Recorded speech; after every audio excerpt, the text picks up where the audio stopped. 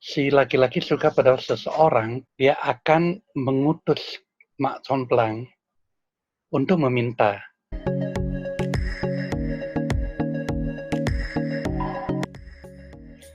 Halo, Anda sedang bersama Sengi.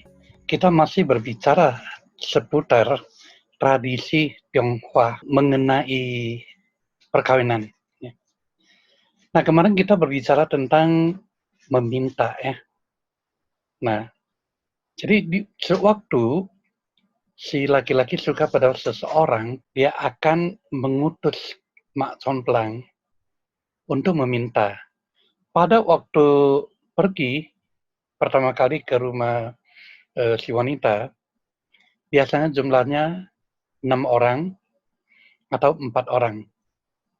Nah, siapapun biasanya boleh ikut, kecuali, dia ada kecualinya ya, kecuali saudara perempuan daripada pihak laki-laki. Demikian juga saudara perempuan dari pihak papanya sang laki-laki. Ya. Kenapa begitu?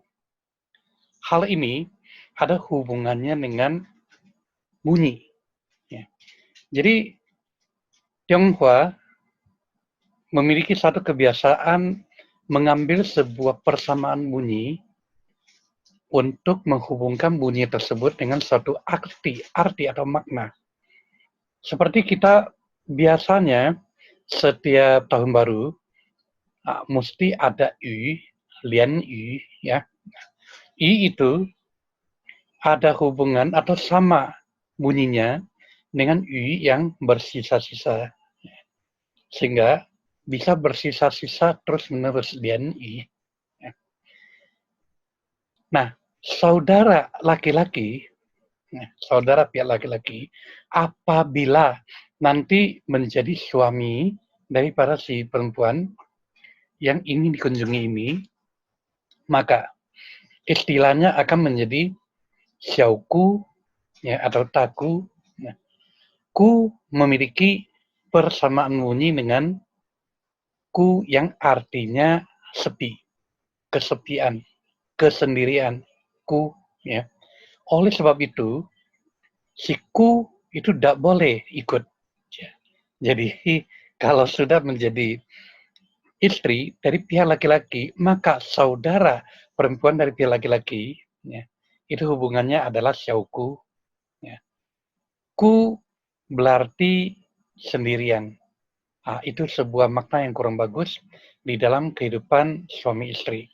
Kehidupan suami istri itu mesti mesra, mesti rame, ya.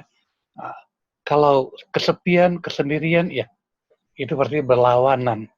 Jadi untuk menghindari efek yang tidak baik di kemudian hari, maka si ku itu, si saudara perempuan dari pihak laki-laki atau saudara perempuan dari papanya pihak laki-laki tidak boleh ikut serta.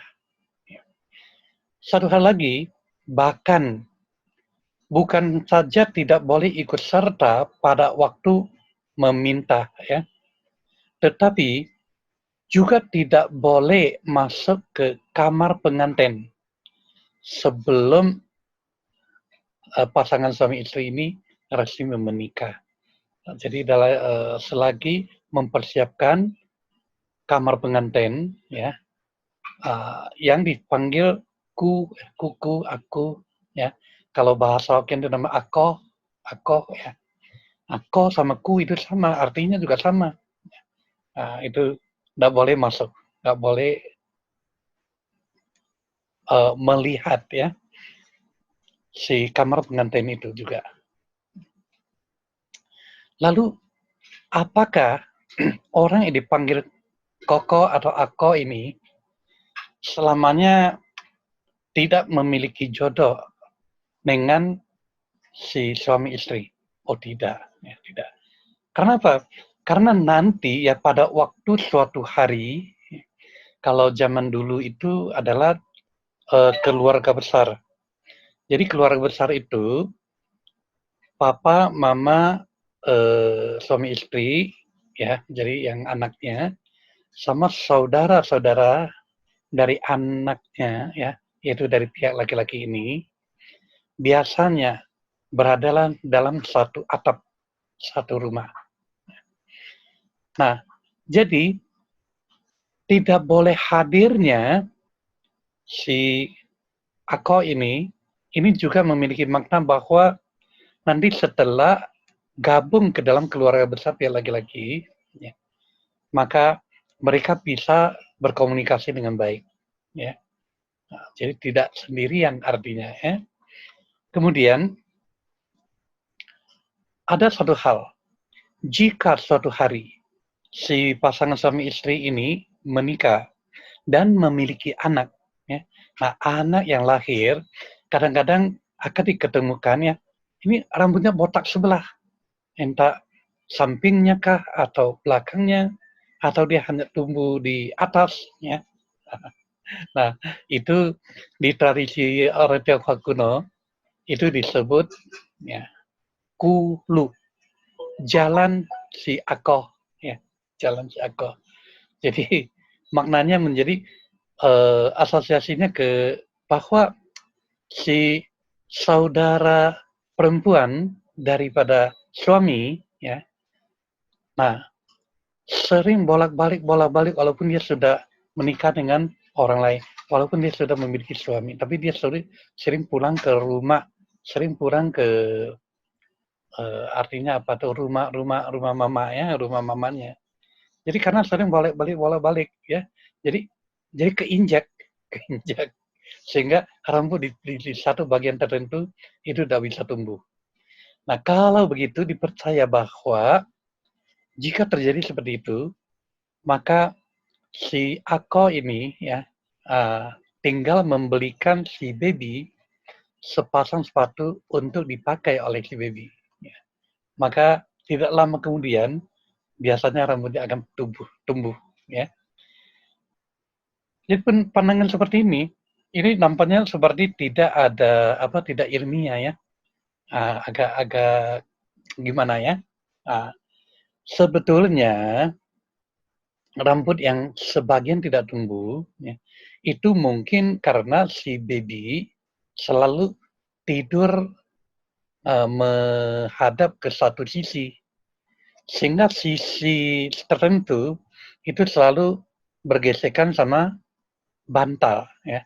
Nah, misalnya hadap ke sebelah sini, di sini kena bantal, atau di sini kena bantal, ya. Nah, jadi sering gesek-gesek, dia sering gerak. Karena itu pertumbuhan rambutnya itu lambat, ya, lambat. Nah, itu biasanya sih tanpa dikasih sepatu pun akan tumbuh, ya. Lalu ada lagi kalau si baby, ya, baby biasanya kalau tumbuh gigi, ya, biasanya akan sepasang, tumbuh dua ya. Nah, apabila si baby giginya tumbuhnya itu satu, bukan dua, ya. Nah, itu disebut kuce, ya, disebut kuce. Jadi fakuce artinya itu gara-gara ako juga, ya, gara-gara koko juga. Nah, lalu bagaimana? Nah, kalau seperti itu, ya, katanya mesti diberikan sepatu. Ya. Selain sepatu, maka dia juga harus makan beras daripada si Ako itu. Ya. Artinya diangkat anak oleh si Ako. Ya. Maka urusan akan selesai. Ya. Nah, ini nampaknya lucu. Ya, lucu.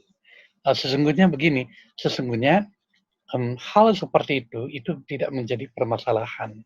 Ya. Namanya pertumbuhan. Jadi tumbuhnya gigi satu-satu atau dua-dua ya itu sebenarnya no problem lah ya. Nah, tetapi diangkatnya anak oleh si Ako ya, yaitu memperakrab hubungan kekerabatan ya. Kenapa?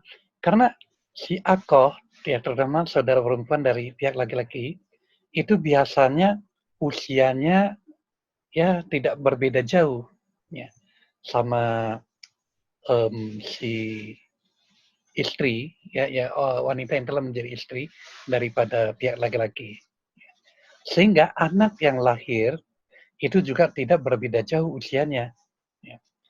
Karena itu, ya, aku punya anak, ya, atau si pasangan baru yang baru menikah ini punya anak, ya, mereka itu sebetulnya sama seperti saudara sendiri. Ya.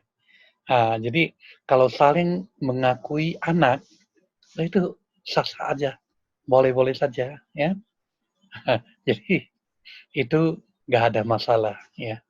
Jadi kalau di dalam tradisi Tionghoa, ya, ako adalah saudara daripada suami, saudara perempuan. Ya. Kalau saudara laki-laki itu acek, acek ya, ko cek ya.